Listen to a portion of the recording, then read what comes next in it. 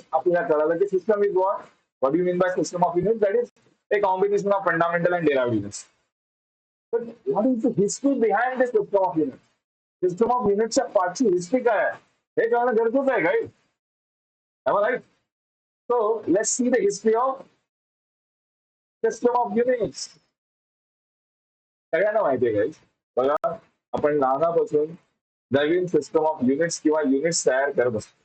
For example तुम्ही लहानपणी खेळताना आय थिंक मार्बल्सनी खेळताना तुम्ही हाताच्या बोटांचा यूज केला असेल फॅन म्हणून, किंवा डिस्टन्स मेजर करण्यासाठी तुमचा पेनचा वापर केला असेल किंवा पेन्सिलचा वापर केला असेल. तसंच जसं जसं ज्या ज्या प्रकारे माणसाला गरज वाटायला लागली किंवा नेसेसिटी वाटायला लागली त्या प्रकारे युनिट्सचा जन्म होत गेला, डिस्कवरी होत गेली. ओके, डिस्कवरी म्हणण्यापेक्षा इन्व्हेन्शन तयार झाली. सो पहिला माणूस काय करत होता? पहिला माणूस शेती करत होता, मीन्स ऍग्रिकल्चर करत होता. त्यानंतर कन्स्ट्रक्शन, जवळपासचे ज्या गोष्टी भेटत होत्या म्हणजे तेव्हा काय भेटत होतं? हंटिंग गॅदरिंगच होतं, शिकार करणे, ओके, मासे पकडणे, ह्याच सगळ्या गोष्टी होत्या. तर त्याच्यात कन्स्ट्रक्शन करत होता, छोटे छोटे टूल्स बनवत होता. त्यानंतर गाईज जेव्हा ऍग्रिकल्चर आणि कन्स्ट्रक्शन या दोन गोष्टी खूप चांगल्या प्रकारे व्हायला लागल्या, त्यानंतर त्याला जन्म झाला काही ट्रेडचा, मीन्स व्यापार. जेव्हा जेव्हा एक लक्षात ठेवा, बिझनेस ही गोष्ट तयार होते किंवा ट्रेड तयार होतो, तेव्हा तेव्हा तुम्हाला युनिट्स, एक सर्टिफाईड क्वांटिटीज किंवा सर्टिफाईड मेजरमेंटची गरज लागणार आहे. तो ज्या प्रकारे माणसाची प्रगती होत गेली किंवा माणसाचा विकास होत गेला, त्या प्रकारे आपल्या ज्या गरजा होत्या युनिट्स बाबतीतच्या अजून त्या वाढत गेल्या. सो बघा, पहिला जो माणूस होता तो most of the time use करायचा त्याचे बॉडी पार्ट्सचा यूज करत होता. कशासाठी? मेजरमेंट करण्यासाठी. For example hand and finger, तुमचे फिंगर मोजण्यासाठी वापरले जात होते, हँड मोजण्यासाठी वापरले जात होते. खूप पायाची मेजरमेंट घेत होतो, पायाने मेजरमेंट घेत होतो. आपण लहानपणी खूप साऱ्या गोष्टी खेळताना, लंगडी खेळताना असतील किंवा तुम्ही कबड्डी खेळताना असतील किंवा क्रिकेट खेळताना क्रिकेटचं पिच मोजताना असेल तर तुम्ही खूपचा यूज करत होता. तसंच पेस हा शब्द आपल्या महाराष्ट्रात किंवा इंडियामध्ये एवढा फेमस नव्हता, पण that is a Roman word. म्हणजे तुम्ही किती फास्ट चालताय किंवा जे तुमची चालण्याची स्पीड आहे किंवा जे चालण्या 2 पावलांमधलं डिस्टन्स आहे त्याला बोलतो आपण पेस. आणि जेव्हा थोडंसं अजून प्रगती झाली होती तर इजिप्शियन रॉयल क्युबिट, हे आपण लास्टला आपण बघणार आहोत इथे पुढे जाऊन. बघा, इजिप्शियन रॉयल क्युबिट ही मेजरमेंट आहे, इजिप्शियन रॉयल क्युबिट.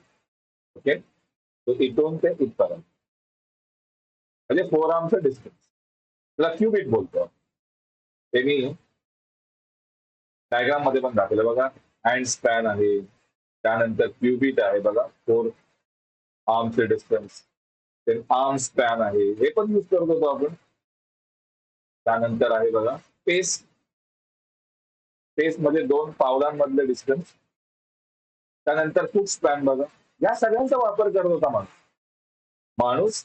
जेव्हा सुरुवातीला प्रगती होत होती किंवा त्याचा विकास होत होता किंवा त्याच्यात काय म्हणू शकतो, एक त्याच्या क्रेनियल कॅपॅसिटी, त्याची ब्रेन कॅपॅसिटी वाढत जात होती, त्यानुसार त्याचे जे मेजरमेंट आहेत किंवा जे युनिट्स आहेत ते बदलत जात होते. किंवा ऑब्विसली जे त्याच्या जवळ आहे ते अगोदर तो चेक करणार आहे, ते जवळ आहे ते मग विचार करणार.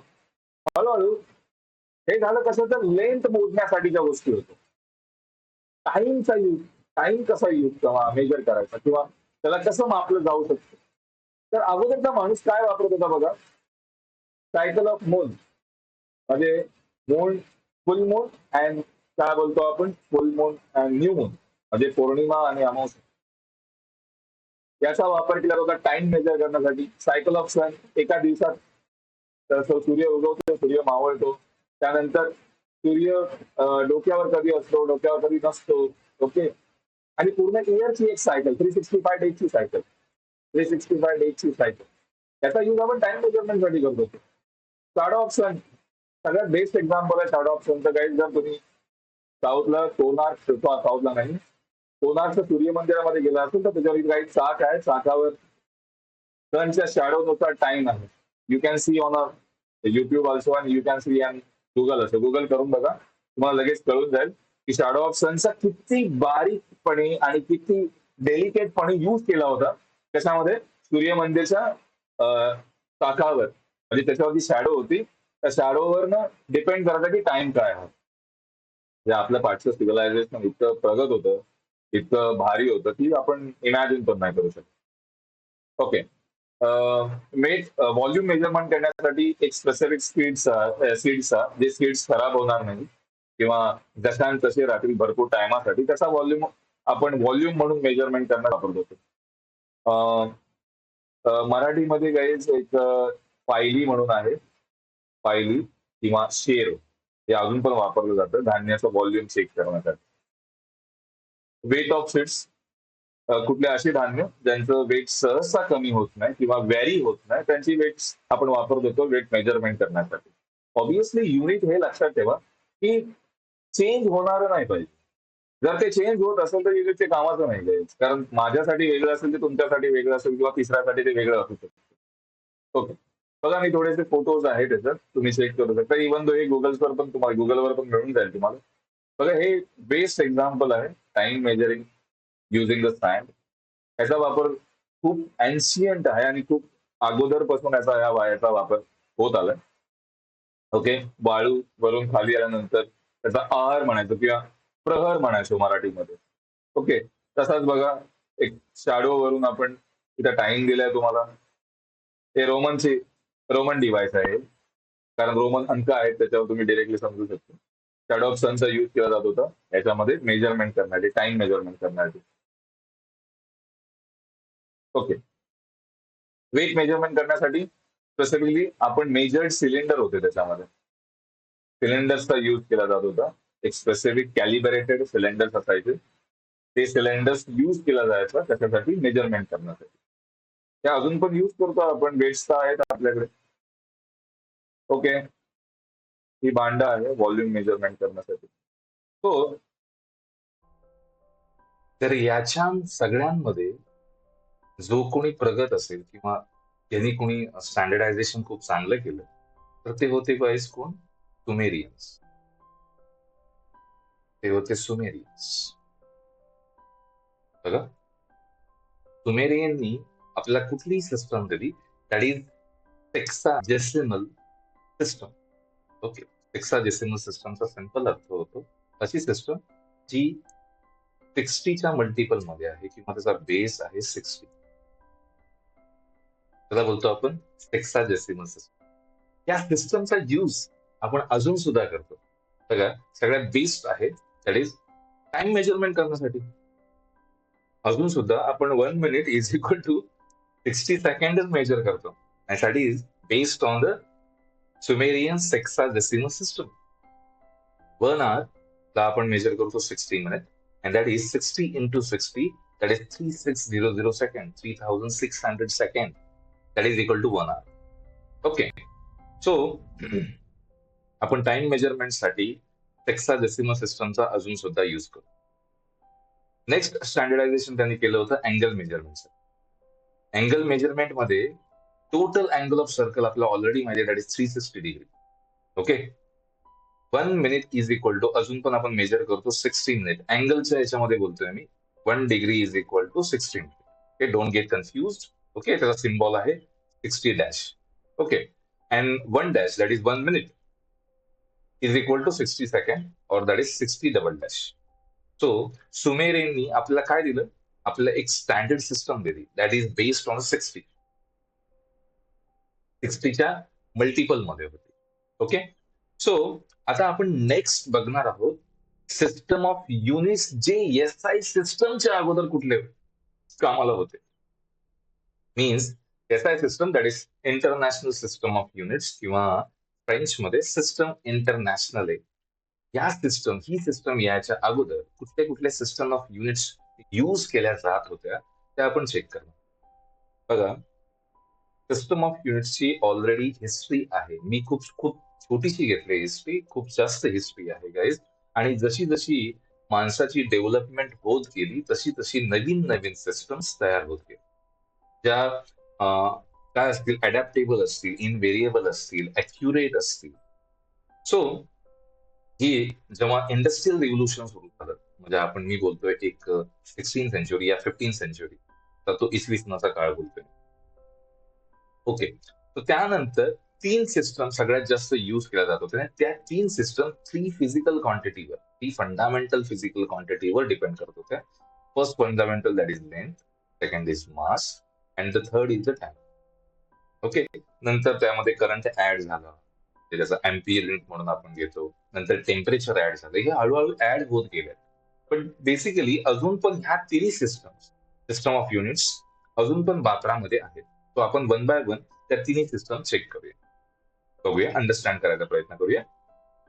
ओके, बघा, सिस्टम ऑफ युनिट्स मध्ये फर्स्ट सिस्टम आहे, that is CGS. Okay, CGS stand for centimetre, gram and second. Okay, so length आपण मेजर करणार आहोत सेंटीमीटर मध्ये, मास मेजर करणार आहोत ग्राम मध्ये, आणि टाइम मेजर करणार आहोत सेकंड.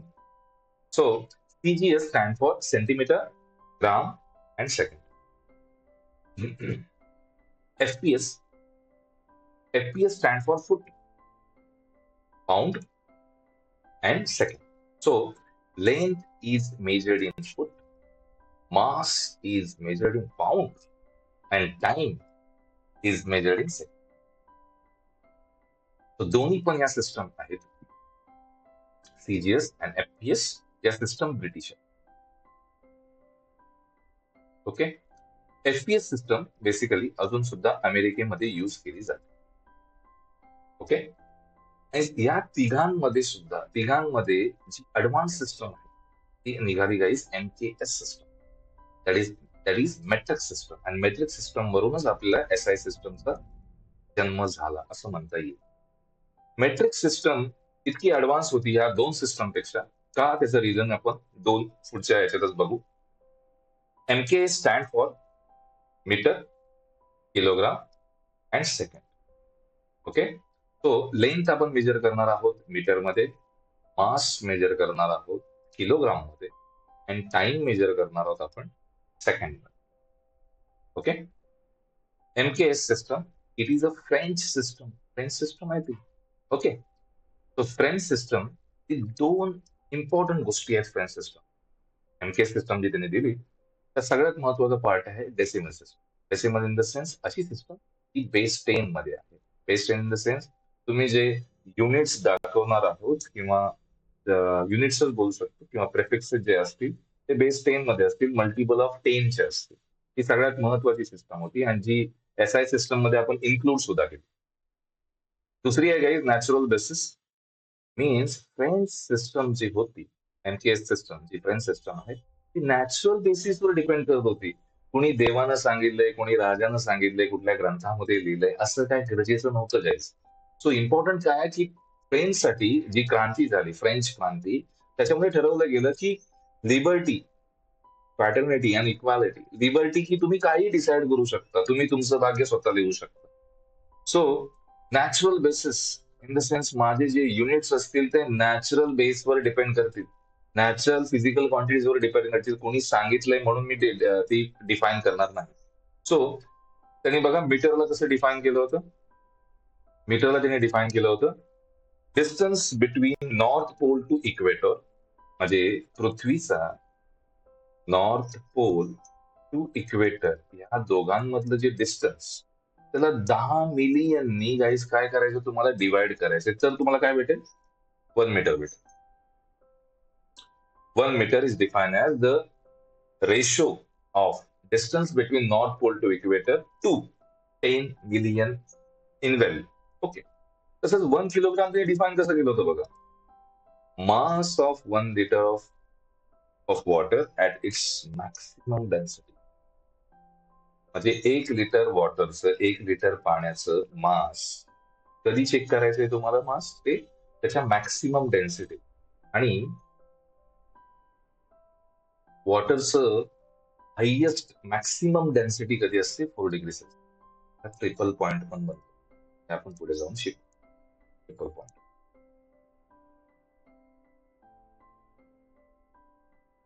सो आपण यामध्ये शिकलं की 3 सिस्टम्स कामाला होत्या किंवा यूज मध्ये होत्या, CGS, FPS आणि MK.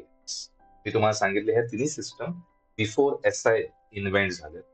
सो SI सिस्टम का आली किंवा त्याची नीड काय होती आपण हे पुढच्या टॉपिक